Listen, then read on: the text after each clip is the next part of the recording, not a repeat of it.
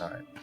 Welcome back to the Unapologetic Podcast. My name is Brandt Merritt. I'm Jonathon, Woodyard. And we are joined by Chandler Snyder this morning. Chandler, welcome. Thanks, man. Appreciate it. We'll get into your story and what you're doing at Southwestern Seminary in a little bit. But we're excited you're here with us and speaking in chapel today. But as always, we're going to jump into something light first. And I'm just going to let you guys talk about Kentucky because I think that's just what you love to do and talk about Kentucky sports. So I'm going to back out and you just, what's happening? I think there's a running joke. It's like every podcast we have, I have to bring up Kentucky basketball. I have to slide it in somewhere. But now there's no sliding it in here. We're both avid Kentucky basketball. It's like 57 days till basketball season. Yes, so and are you excited? A little bit. Yeah, I'm have a good team this year. I'm super excited. Just explain, because you went to the UK. Yeah. Just kind of explain to people what it's like. Basketball season, standing in line to get tickets, all that stuff. It's an entire experience. Yeah. I live in Texas now, and Texans love their football.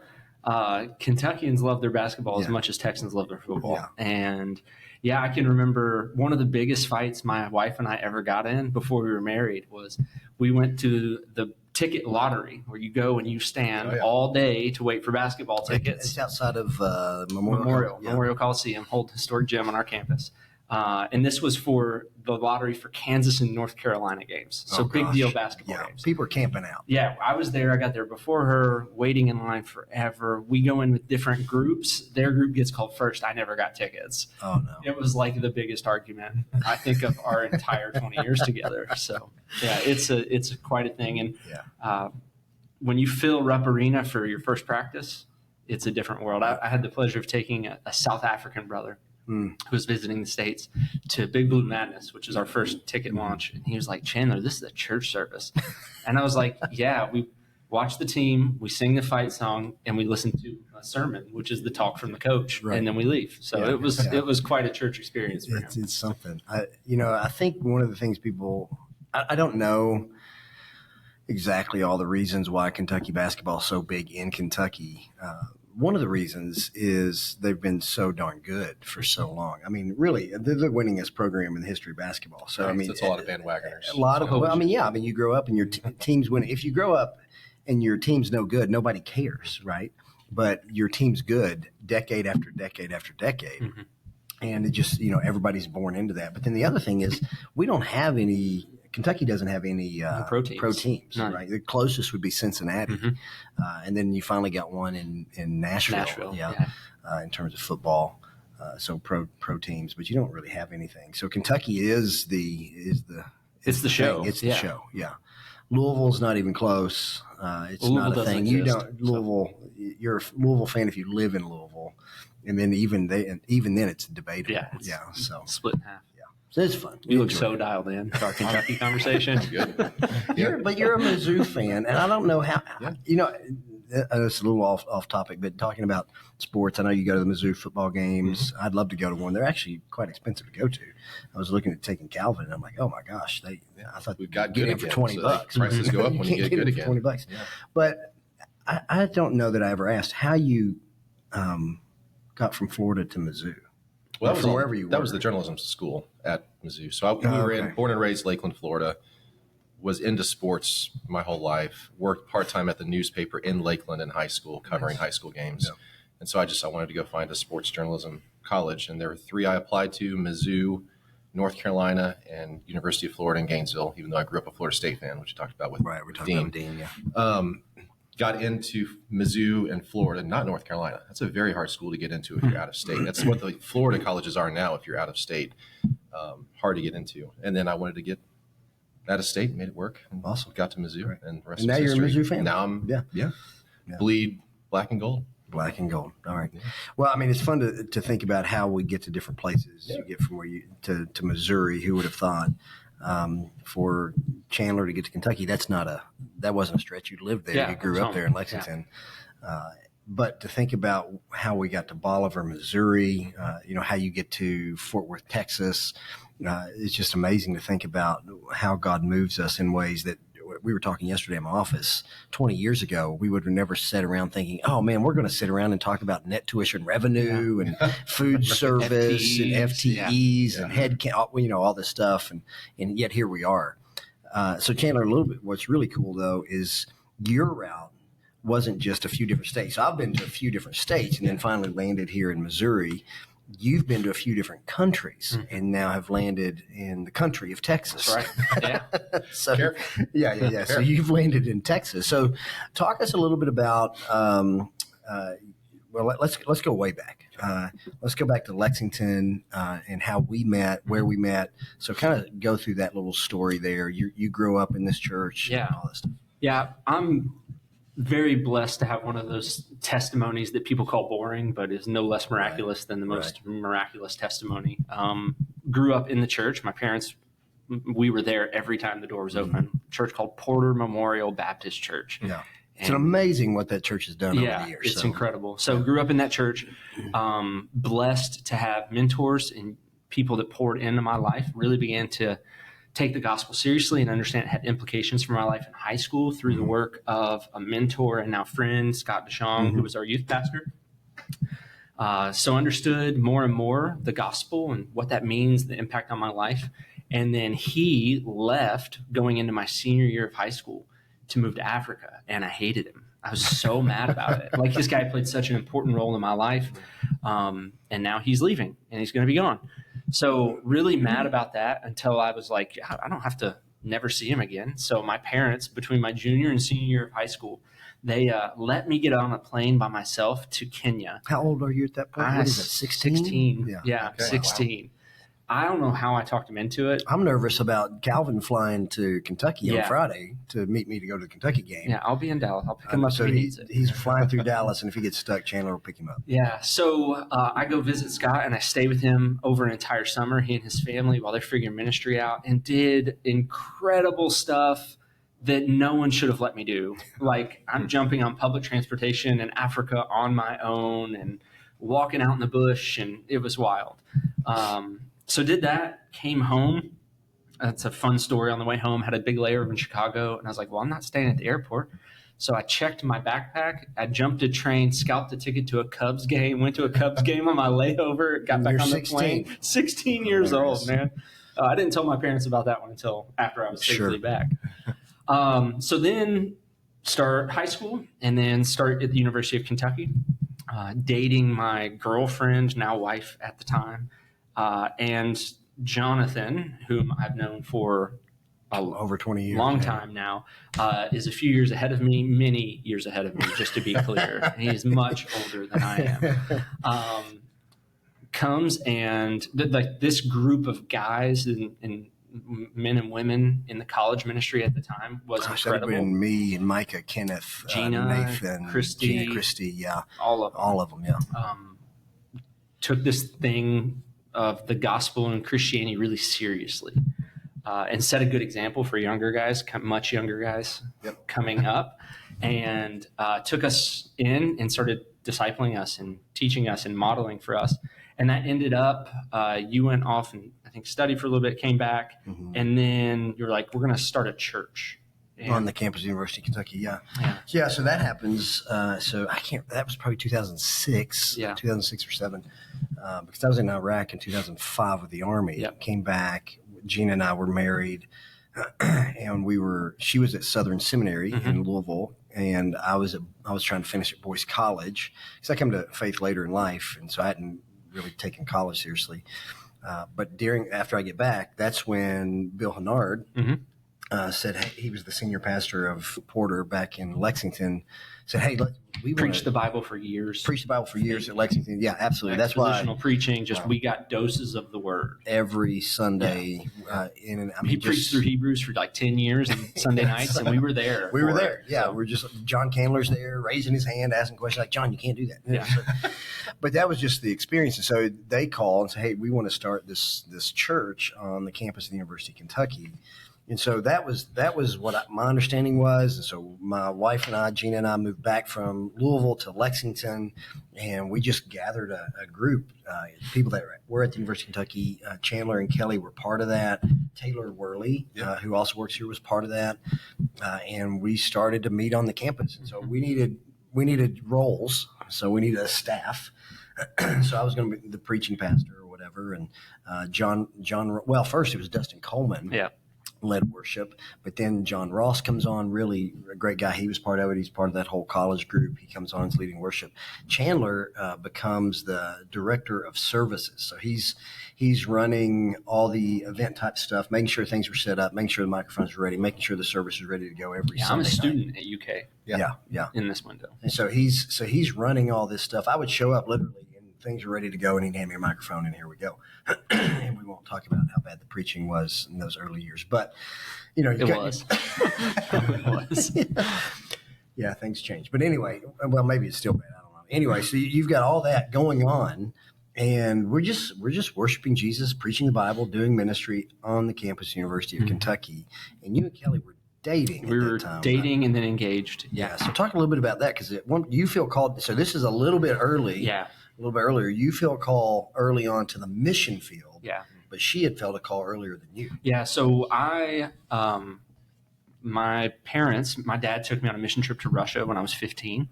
And it was on that trip, I'm reading in the back of the van scripture, and the Lord impressed upon me, called a ministry. Talk to him about that, share that with my family, share that with some people that I'm accountable to in the church.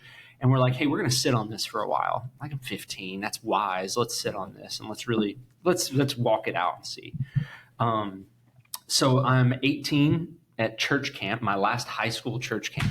And Matthew 9 was the text that was preached. I can remember it. I was sitting on the front row because that's where I sat. My girlfriend is sitting, we'd been dating for a month, is sitting behind me. And I just feel the Lord calling me to cross-cultural missions. Like, you need to live overseas. So I turn around to her at the end of service and I say, hey, the Lord just called me to live overseas and be a missionary. Are you cool with that? Because if you're not, we have to break up right now. So super smooth, man. Great. Yeah. And she looks me in the eye and she's like, I've been called since I was 13. So I was like, let's go. So then we start making decisions that, one, we kind of figure out real early after that, like, all right, the Lord has called us together for our lives and his purposes. So we make decisions around that, go to the University of Kentucky, graduate early for the purpose of getting married. Then her mom had some strong requests that one of us be done with school. So I said, bet, I'm going to graduate real fast so we can get married. And then this whole time we're doing stuff with Ignite, which was the name of the church, and training in evangelism and doing campus outreach. The Lord is blessing that like crazy. It was so weird, a weird time. It was awesome. And we get married. Bad preaching, but people showing up. It was awesome, yeah.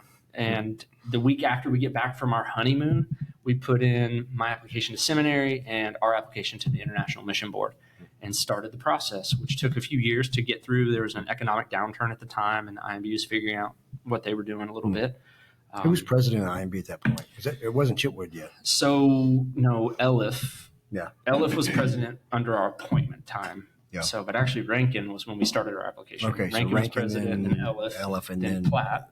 Then Platt, then Chitwood, yeah. Yeah. Okay. So did you know early where you felt called, or was it something how did that develop over time? Yeah, the calling question is a really interesting one to discuss. I think about it a little differently now than I did then. I think people use God's calling as this like trump card. It's their ace in the hole that they can throw out there. Well, God told me. Well, God called me to missions. We either need to break up or we like that. So I've got that one right. I'm pretty sure of that. But yeah, and the Lord, I think you read missiological books and things on calling. The Lord can do all sorts of stuff. I mean, Philip in the Macedonian call is a very clear, like, this is where you've got to go. We're going to prevent other things for you. So that's inbounds. For us, it didn't really go that way. We knew that we wanted to engage an unreached and unengaged people group. That was like top tier importance for us. We want to go where the gospel hasn't been named, and we want to bring the gospel to people that without it would perish and be separated from God. Mm-hmm. So we start walking through that. I had been to Africa, and you go to Africa, it kind of gets in your blood, and I love Africa. And told my wife, I said, I'm married to South Africa. Yeah. So I tell my wife, like, I think we should go to Africa. She's like, okay, whatever. So I take her on a short-term mission trip so she can see it before we sign the dotted line. Yeah, so it was a call to go to an unreached and unengaged people group and a preference to end up where we did. And that's kind of what led us to Africa, and then the wisdom of people around us. So we, the International Mission Board, you get a candidate consultant that's kind of walking you through the process. We originally had signed on to kind of penciled in to a job in Mozambique.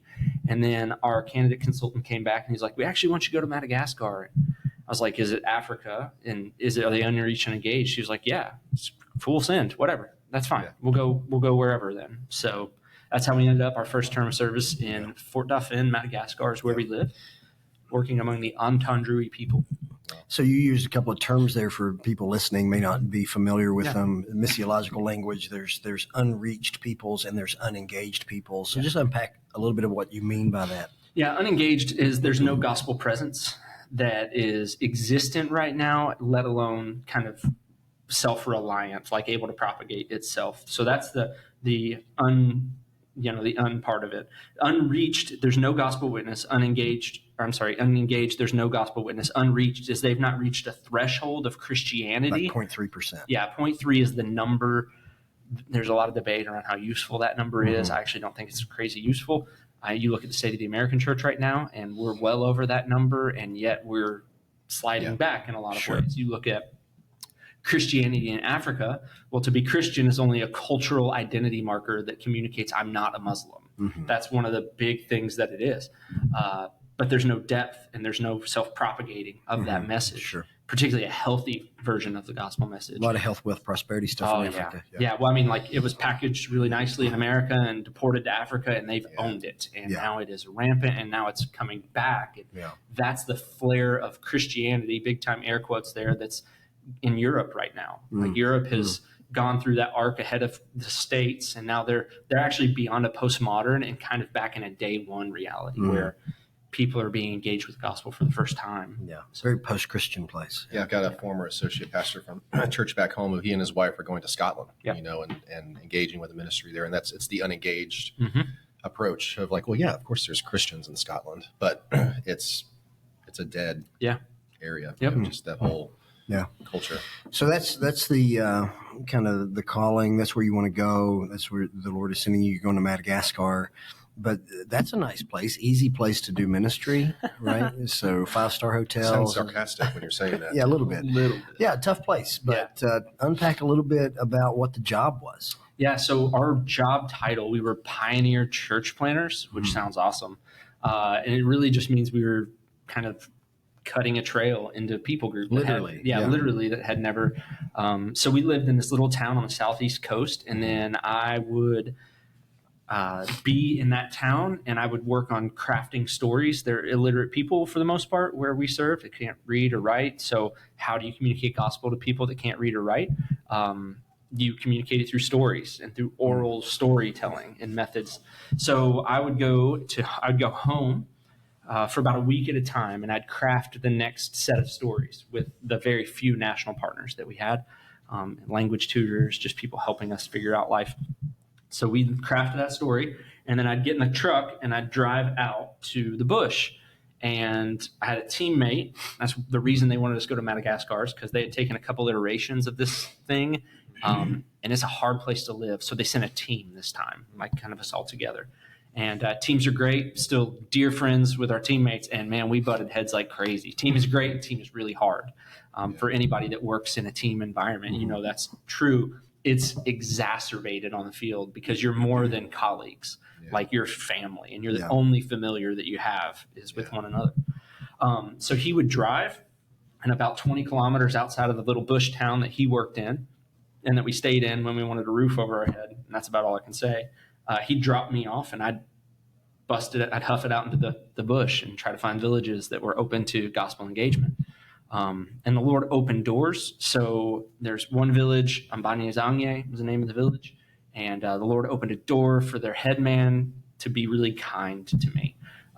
He didn't come to faith. His name's Sihareza. He had a little too much skin in the game, is what it seemed, to renounce the ancestral worship ways and then become a Christian. Family, like he had 4 wives. And I would always ask him, how many kids do you have? And he would just kind of roll his hand in the air and say a lot. Like that was only his answer. So he was like, hey, you're welcome in our village.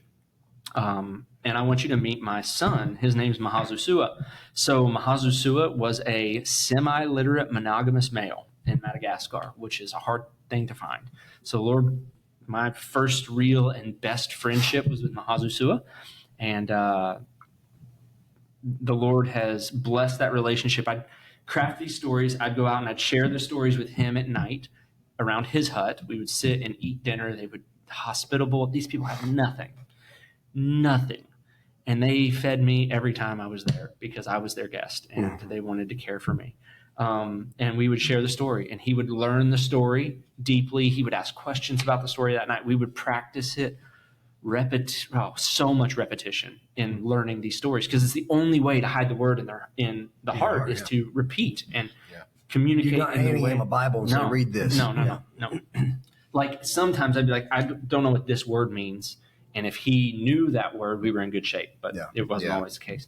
He'd learn the story. The next morning we would wake up and go to the primary village where more people were, and we'd sit and he would share the story with the village. So that's kind of how we communicated the gospel because I knew I wasn't going to be forever and he would be there forever. So the Lord really blessed that friendship through a lot of fun stories. And saw a church over 2 years planted there. We went from creation all the way to the return of Christ. And we get to the book of Acts. And so even after the gospel, we get to the book of Acts. And this group of I think at the time it was probably 20, looks up as we're going through storying through Acts 2. And I asked the question, what are you all? And they're like, well, we're a church. I was like, great. What's in the way of you actually being a church? And like, well, we haven't believed or been baptized. I was like, so you're not a church yet. And they repented and believed that day, and we put them in the water a few weeks later. So which was hard to do in the desert. It took a lot of planning. So you're doing all this, and I think people hear that, man, that's amazing, that's great. But there are hard things about living in Madagascar because Kelly's not out there with you. Kelly's got a baby. So talk about a little bit the challenges. I mean, this is not easy. I mean, I think we talk about mission, we lift it up, heroes, send them, let's go. But when you're on the ground in there, it's like, this is hard. Yeah, expectation is really romantic. And my expectation was always, I'm going to sit under an acacia tree in the dirt on a mat and share the hope of Christ. And my expectation was met every other week while I was out in the bush. But my wife, we took a 2-year-old to the field. There's no convenience where we lived, none. Like we had running water 4 hours a day and they were in the middle of the night. So we'd have to stay up late and do our laundry and do our cleaning. And I told a group of students last night that I can count on one hand the number of times my kids got baths in a bathtub in that first year because we were having to cache water and then we heat it up at night and they would just get a kind of a bucket bath. That's how we bathed our children for 2-3 years. So it's hard. So she's dealing with her expectation when I'm called since I was 13, Chandler, was much the same, communicating hope of the gospel in a place that hadn't had the gospel before. And it rocked a lot of things in our life and in her life. And she's dealing with postpartum depression. And that's why I'm so thankful for the IMB. They got us help and got us out so that I could care for my family. I was really thankful for that. And we were able to work through many of those things. She would come out sometimes with the kids, which was always a pleasure and a great experience. And then she would do ministry at home. I mean, I can remember her stepping right outside of our house. We had like a Western style house, for lack of a better term. Don't think fancy, but we had walls and, windows. It was great. But our house was in the middle of a village setting. So like huts behind us, huts in front of us, and then this lot where cattle grazed beside us. And I can remember her going out with a baby in tow in that lot and sharing the gospel with children that would just gather around the white people. So she was faithful in the opportunities that she had, but it was not her expectation. And man, it's tough. It was hard. I missed milk. My parents, they'd be like, what do you miss most? And I was like, dairy. Like, I miss dairy. So they wanted me to say them, but that wasn't the case. Yeah. That's funny. Yeah. So Madagascar, and then do you guys have had a season you came back and then you went back out in the field again, or how? Yeah. So every few years after you do your apprentice term, your first term, you are required to go back to the States and visit churches, not for the purpose of raising money. That's the great thing about the International Mission Board and cooperation of Southern Baptists is they link arms, pool resources so that we didn't have to spend our time raising money. We were just gathering prayer support and telling the story of God's faithfulness in Madagascar. So at the end of our first term, we kind of realized this isn't long-term sustainable. Yes, I'm called to be a cross-cultural missionary, but I'm called to be husband and father before those two things. Those two things before mission cross-cultural worker. Mm-hmm. So we kind of assessed at the end of our first term and said, okay, this home a week, gone a week pattern isn't super sustainable forever. So we were like, we got one more term in us. So we're going to do another 3 or 4 years in Madagascar and trust that the Lord digs the work in and it flourishes. And that's when our boss came to us and was like, hey, we need to start thinking about cities in Africa and how we're going to engage cities. And Chandler and Kelly, we want you all to move to Cape Town, South Africa and lead the work there. Well, our team, we prayed through it and we're considering our teammates were still there. We had a good team around us. The gospel had already taken root and had since really propagated among the Untundri people. And we prayed about it, considered it, and we're like, okay, we'll move to South Africa. Like there's need, it's reached, again, air quotes, but it needs to be engaged strategically. So moved to Cape Town, South Africa, where we served for 2 years and loved it, like loved Cape Town. Like 2 missionaries have never fit in a place better than we fit in Cape Town, South Africa, doing exciting and like innovative felt like work for Africa, understanding the city and how to segment it and see it and build partnerships for the purpose of leveraging gospel engagement among 5 million people is what we're doing. Starting a business, training church planters. It was awesome. Got to do that for a few years until our visas were denied. And then it was like, well, crap. You know, what do we do now? And you loved Cape Town. Cape Town, you think, is the greatest city on the planet. Loved Cape Town. And Gina being from Cape Town, we actually, I don't remember what year it was. Do you remember? It would have been 18. 2018. Yeah. Gina and I had gone over there to see her family, and in God's providence, that's when they were there. Yeah. So we were able to reconnect and actually spend some time together in Africa, which is pretty cool. And also probably had running water for 4 hours a day because I know they've had what's water supply issues. Super ironic is, we were in a crazy severe drought almost our whole time there. So we were on limited water. Yeah, we get there, and we had rented an Airbnb with her family, and I remember them saying, you got 3-minute showers. Mm-hmm. That's what you get. And I'm like, okay, I think I can do that. Military. Yeah. It was crazy. But it was so triggering for us. We were like coming to this place where we could drink the water out of the faucet. You lived right downtown. Oh, I mean, you were in the middle of the city. Cape Town, in the middle of the city. It was 2-minute showers, so you cheated, tourist. Oh, sorry. And like recycling water for things. It was a very triggering time for my wife. If we had a choice between not having water or not having electricity, take away my electricity, but please keep the water coming. Right. So you're there. I want to fast forward a little bit here because I want to talk a little bit about some higher education stuff. Because what you're doing now is super important for the mission field. Mm-hmm. It's not like you've left the mission field and are not engaged anymore, but you're preparing people for that. So I want to talk about that. But you leave Cape Town, you go to Nairobi, Kenya. Yep. Yeah, where I served as part of the leadership team. I was the trainer for Sub-Saharan Africa, helping investing college students there. Yeah, leading the university work in the city. Yep. So that's what we did for 3 years. Story happens, but eventually you end up in Fort Worth, Texas. You didn't go to Southwestern Seminary. You went to Southern Seminary. That's where I got my master's. You never lived in Texas. Nope. But now in God's providence, there's a new president at Southwestern at the time that we had known because Adam Greenway, who was the president, we had actually worked around with in Lexington. He was part of that kind of Porter Memorial family. Now, what was the name of the church that he pastored that was tied to Porter? Andover. Mm-hmm. So Adam's pastoring this church that Porter had adopted, was helping get back on their feet. So we got to know him a little bit there. Then he was at Southern for a little bit. Adam goes out to Southwestern to become the president. One of our mutual friend of ours, another guy from that college ministry days, goes to be his chief of staff, right? So he goes to be chief of staff, a guy named Colby Adams. So Colby goes out there, and then all of that, they start talking to you about coming to Southwestern. Yeah, I'm pursuing my PhD at Southwestern at the time. I started that in 2020 when we moved to Kenya, and I'm doing classes at 2 a.m. and engaging in learning. It was crazy. And then I'm in class with one of the administrators. So in a PhD seminar with one of the administrators, he sends me a message one day. He's like, hey, we got an opportunity. Would you be interested? Well, just passing the 10-year mark on the field and finishing a term. And at the end of every term, we Lord, we put our yes on the table many, many years ago. And at the end of every term, we want our yes on the table. So what do you want from us? And the Lord made it clear that I was meant to go to Southwestern through a number of different things. We weren't running from anything. We loved our job. We were finally settled. My kids were thriving on the field. And now we got to move to Texas.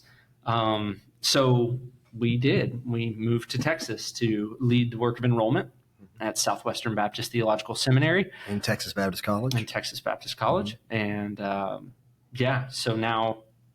So you're there. You go to lead enrollment, but that's not all you do now. No. Yeah. The Lord saw fit in a very trying time in the life of this institution to kind of just entrust me with more and more. That seemed like every 6 months. Yeah. So Adam's gone. Dave Dockery is now there. And David trusts you, and he's like, hey, let me give you more work. Yeah, which is wild. Like, David Dockery is the OG of Christian higher education. Yeah. Like, if you're in this world, you know David Dockery. Right. And now I'm like in a room talking and hanging out with him is crazy. With your tattoos hanging out and everything? With my tattoos hanging out, yeah. And every 6 months, he's like, hey, Chandler, we want to give you a little more. I want to give you a little more.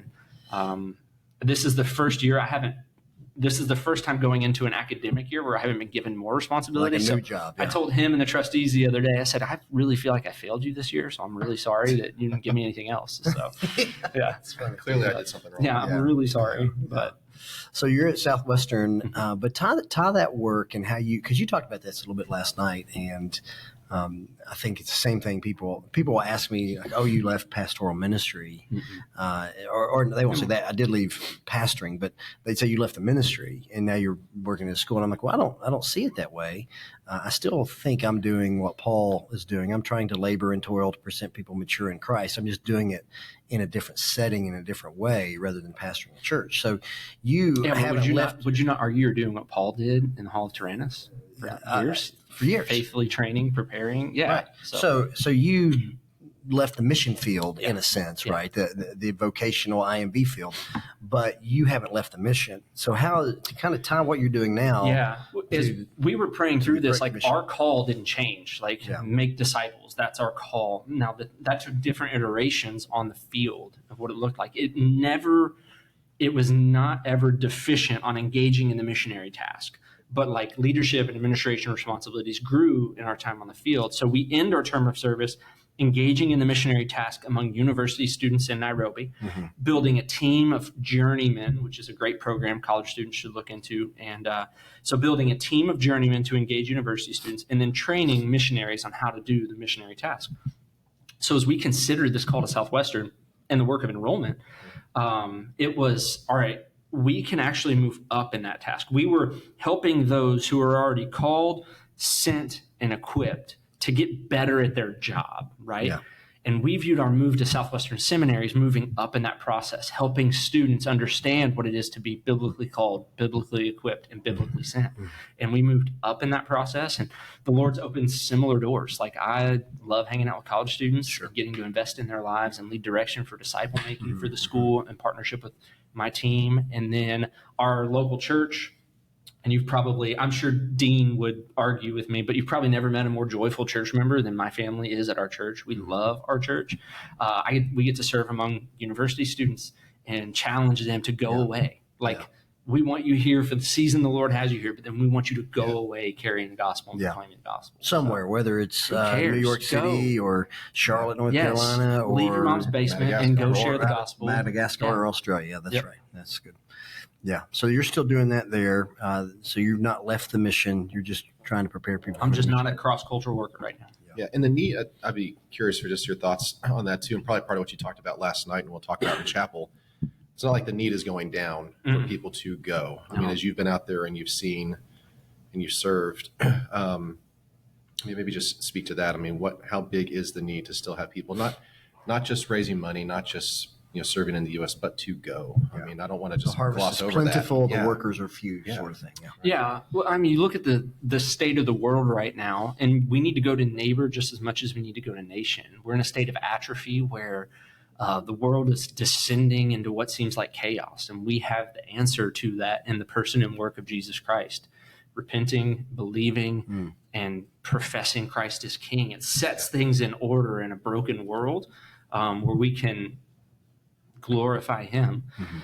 Now, when you look at just trends, there are serious trends out there. You mentioned Scotland. I mentioned Europe as a whole. I spent a small season in London between visa runs. The world needs Jesus. The world needs the hope of the gospel. And we have that answer. And yes, it needs to go to, from Bolivar to Springfield and from Springfield to Kansas City. Yes, it needs to go to New York, but it needs to go to the ends of the earth as well. Yeah. Big answer is, how do we bring others along in that journey with us? So we have the opportunity of serving among the next generation and being able to give them vision for what the gospel can do and radically transforming people, and confidence that it's a guaranteed end. That's the big part of my missiological understanding, is that the end is guaranteed. So why wouldn't I want to engage in it? No matter how hard it is, I know the work I'm doing is not in vain, because Revelation 7 is a thing that we believe and profess and know will be true. So go and work knowing that you're guaranteed success in that regard. Not in the worldly standards necessarily, and not from a comfort of life or an ease standard, because you might end up in a hut somewhere, snuggled up with somebody. That's a whole in story. A village. There's a whole story there. So, the need is great. I mean, then you think about functional trends.